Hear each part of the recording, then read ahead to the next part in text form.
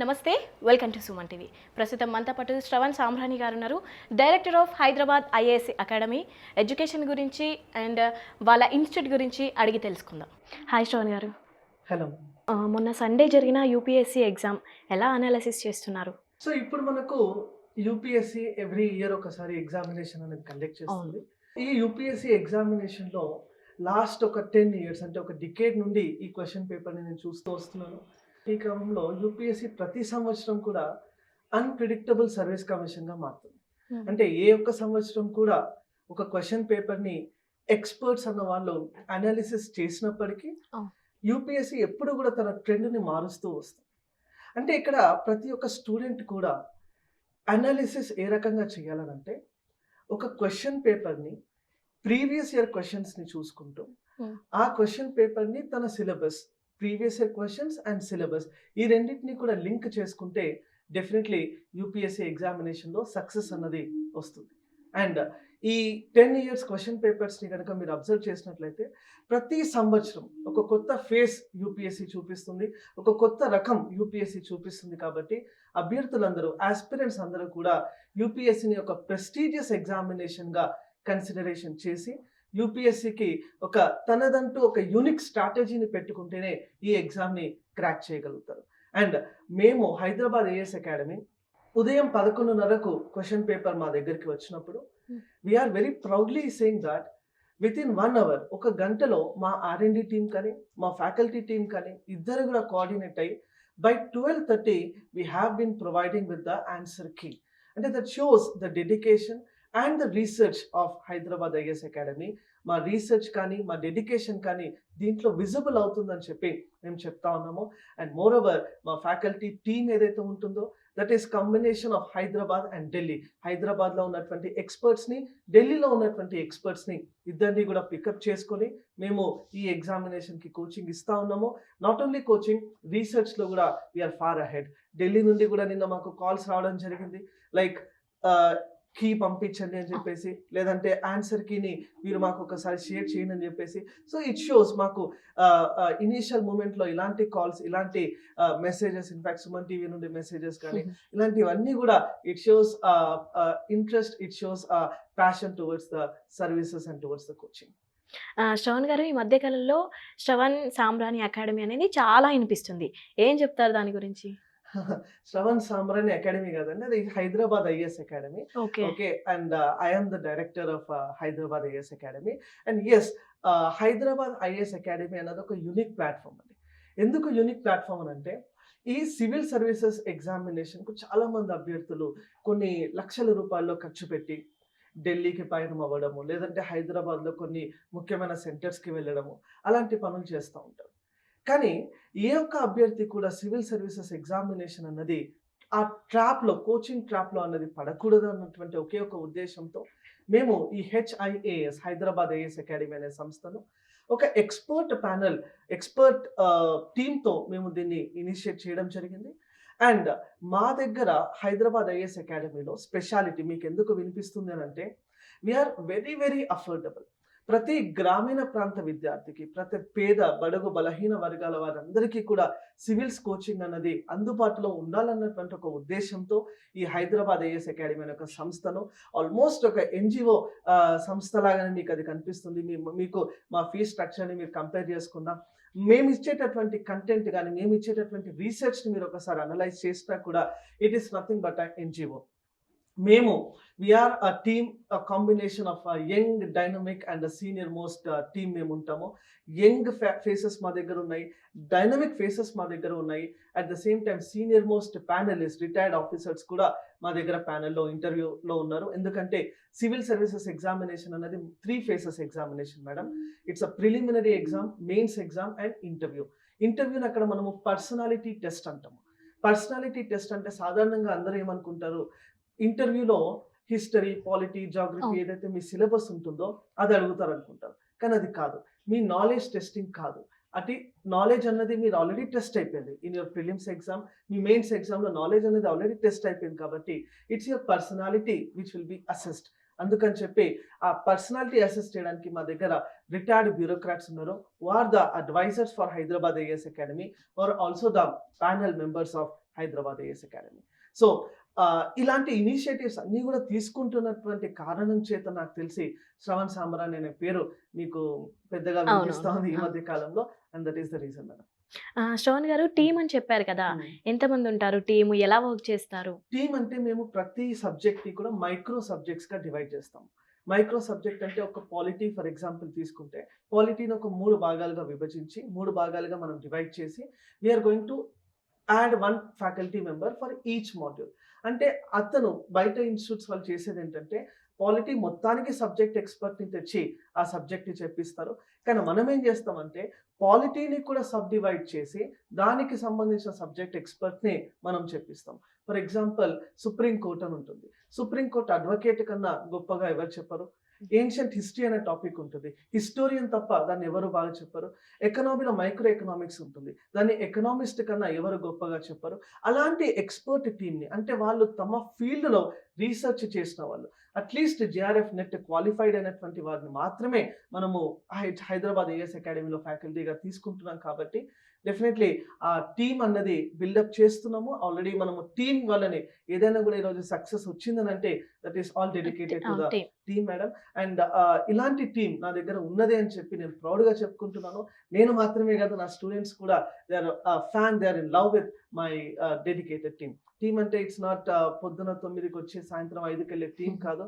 పొద్దున నుండి రాత్రి పడుకునే వరకు ప్రతి నిమిషం కూడా, ప్రతి క్షణం కూడా ప్రతి విద్యార్థికి అందుబాటులో ఉండే టీంని నేను డిసైడ్ చేసి ఈ హైదరాబాద్ ఐఏఎస్ అకాడమీలో ఏర్పాటు చేయడం జరిగింది. తెలంగాణలో, ఆంధ్రప్రదేశ్లో యూపీఎస్సీ ఎడ్జ్ ఎలా వస్తుంది? తెలంగాణ మరియు ఆంధ్రప్రదేశ్ విద్యార్థులకు, since I'm also from Telugu బ్యాక్గ్రౌండే కాబట్టి, ఈ తెలుగు స్టేట్స్ నుండి యూపీఎస్సీకి ప్రిపేర్ అవుతున్నటువంటి అభ్యర్థులకు ఒకానొక స్టేజ్లో ఎడ్జ్ ఉంటుంది మేడం.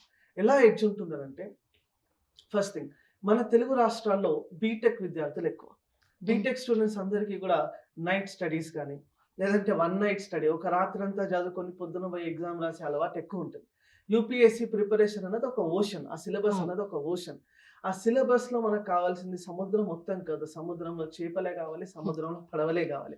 అలా ఆ సముద్రం మొత్తంలో మనకు కావాల్సినటువంటి ఐడియాస్ ఏంటి, మనకు కావాల్సినటువంటి మాడ్యూల్స్ ఏంటి, మనకు కావాల్సిన సబ్జెక్ట్స్ ఏంటి, దీన్ని ఐడెంటిఫై చేయగలిగే సత్తా మన తెలుగు విద్యార్థుల దగ్గర ఉంటుంది. ఇంకొకటి ఏంటంటే, సివిల్ సర్వీసెస్ ఎగ్జామినేషన్లో ఆప్షనల్ అనే ఒక సబ్జెక్ట్ ఉంటుంది మేడం.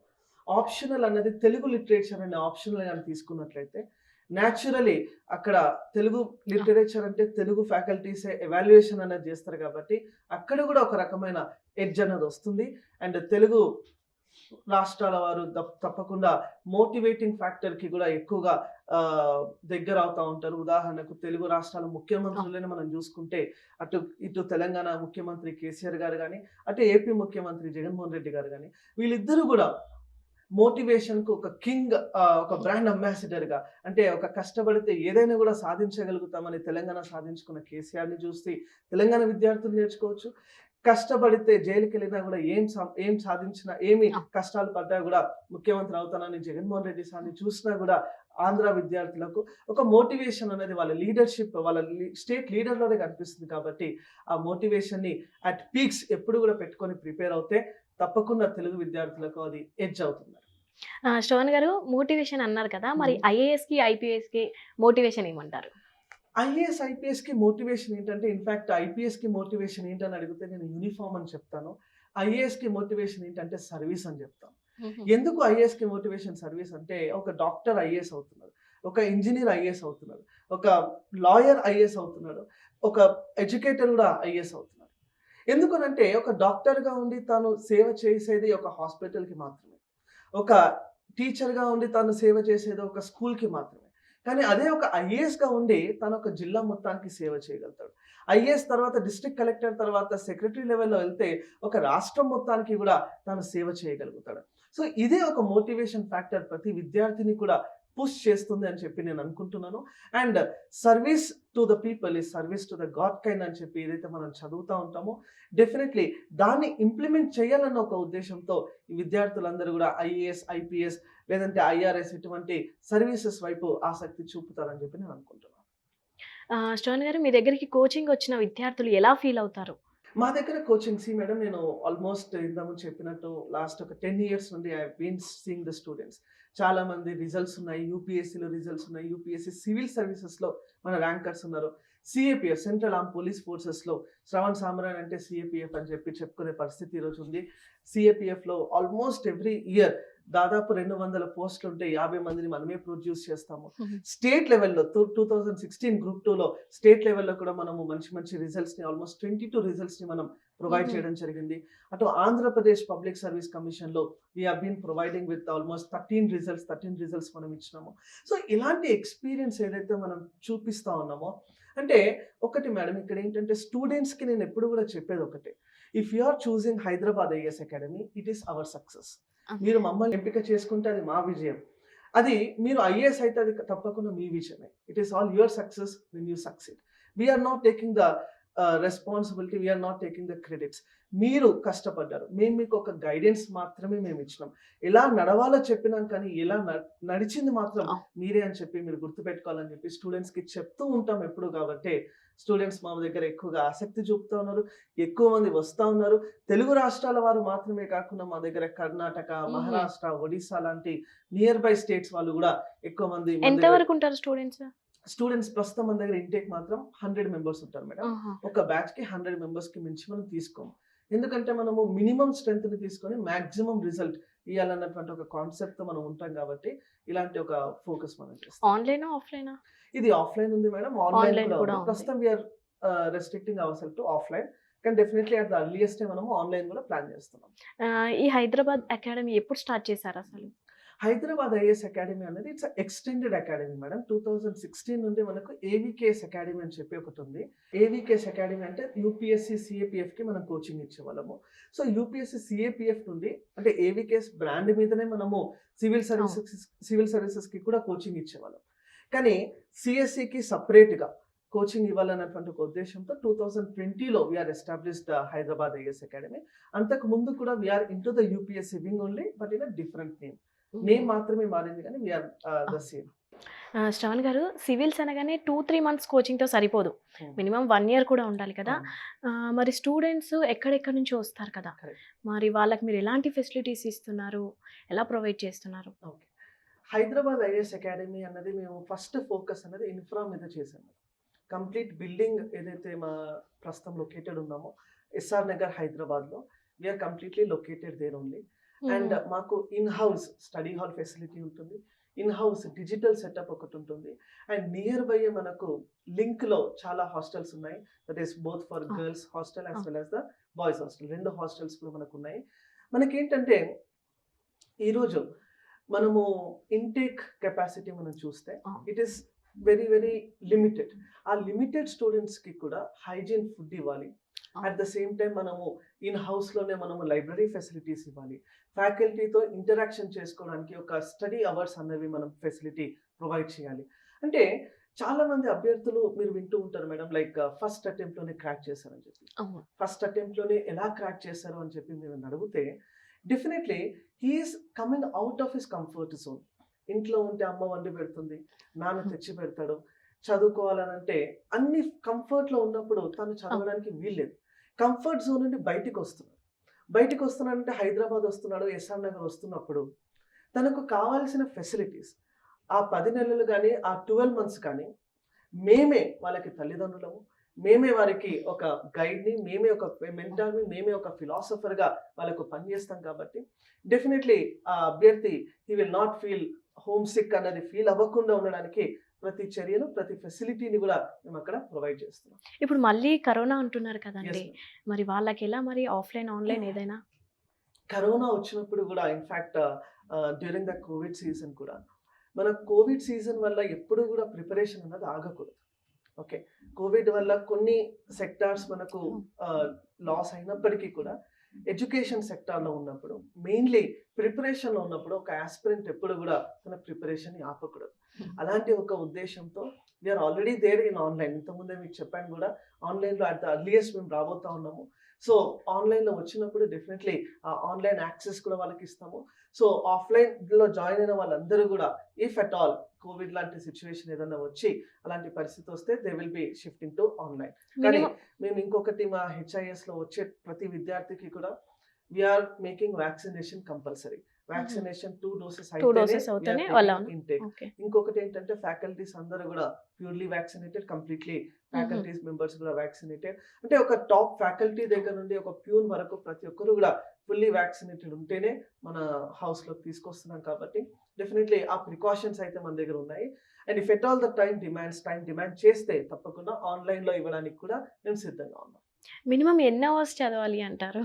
ఓకే, మేడం, నేను ఒకటి నమ్మేది ఏంటంటే ఎన్ని గంటలు, క్వాంటిటీ కన్నా quality is very very important. Okay, so qualitative hours. ఒక రోజు నేను 10 గంటలు చదువుతున్నాను కానీ ఒక చాప్టర్ అయింది. ఇంకొక స్టూడెంట్ ఉన్నాడు, 1 గంట చదువుతున్నాడు, ఒక చాప్టర్ అవుతుంది. సో ఆబ్వియస్లీ క్వాలిటీ అనేది it is at high level on the other end. ఇక్కడ 10 గంటలు చదివి ఒక చాప్టర్ అవుతున్నా, అక్కడ 1 గంట చదివి ఒక చాప్టర్ అవుతున్నా కూడా హీఈస్ మేనేజింగ్ టైం మేనేజ్మెంట్ అన్నది ప్రతి స్టూడెంట్కి రావాలి. ప్రతి ఆస్పిరెంట్ కూడా టైం మేనేజ్మెంట్ అన్నది తన దృష్టిలో పెట్టుకొని, తన మనసులో పెట్టుకొని ఉంటే క్వాంటిటేటివ్ కన్నా కూడా క్వాలిటేటివ్ అవుట్పుట్ ప్రతిరోజు కూడా టార్గెట్స్ ఇవ్వగలిగితే, ఇక్కడ మన మెంటార్స్ కూడా ప్రతి ఒక్క 5 స్టూడెంట్స్కి ఒక మెంటార్ ఉంటారు మన దగ్గర. వాళ్ళు టార్గెట్స్ ఇస్తారు.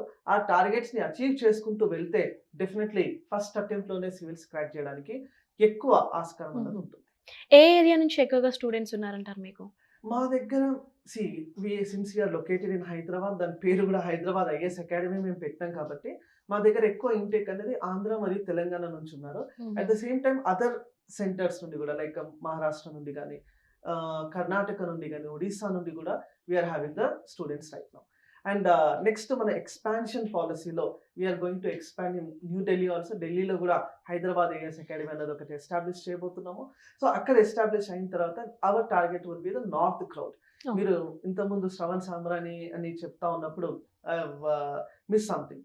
ఎక్కువ మంది నా స్టూడెంట్ బేస్ అనేది నార్త్ ఇండియాలోనే ఉంది. I have lots of student base in Rajasthan, Delhi, Uttar Pradesh, ఇలాంటి ఏరియాస్లో నా స్టూడెంట్ బేస్ ఉంది. కాబట్టి on demand of those students we're going to expand అవ్వబోతున్నాము till Delhi, but at the earliest. Minimum దీనికి ఇన్ని మంత్స్ అనే ఉంటుందా కోచింగ్ ఏంటంటే మేడం, మన దగ్గర కోచింగ్ తీసుకున్న తర్వాత టిల్ సెలెక్షన్, ఒక్కసారి ఫీజు కడతారు ఒక స్టూడెంట్, టిల్ సెలెక్షన్ వరకు కూడా మనల్ని వదిలి వెళ్ళరు. సెలెక్షన్ వచ్చేంత వరకు he will be a student of Hyderabad IAS academy. ఈ అకాడమీ హైదరాబాద్ IAS అకాడమీ స్టూడెంట్గానే ఉంటాడు సెలెక్షన్ వరకు. సెలెక్షన్ అయిన తర్వాత he will be a student of LBSNA, Lal Bahadur Shastri national academy of administration. ఈ 2 మాత్రమే. తాను ఇక్కడ నుంచి దాటితే LBSNAకి వెళ్ళాలి. అందుకోసం మన ట్యాగ్ లైన్ కూడా ఎన్రూట్ LBSNA అని ఉంటుంది. LBSNA అంటే IAS సెలెక్ట్ అయిన వాళ్ళందరికీ కూడా ట్రైనింగ్ ఇచ్చే అకాడమీ పేరు LBSNA, Lal Bahadur Shastri national academy of administration అంటారు. So Hyderabad IAS academy next destination is LBSNA అని చెప్పి నేను స్టూడెంట్స్కి చెప్తూ ఉంటాను. సో మీ ద్వారా కూడా ఈ స్టూడెంట్స్ అందరికీ కూడా ఇప్పుడు చెప్పుకున్నాను. థ్యాంక్ యూ శ్రవణ్ గారు. Thank you so much madam.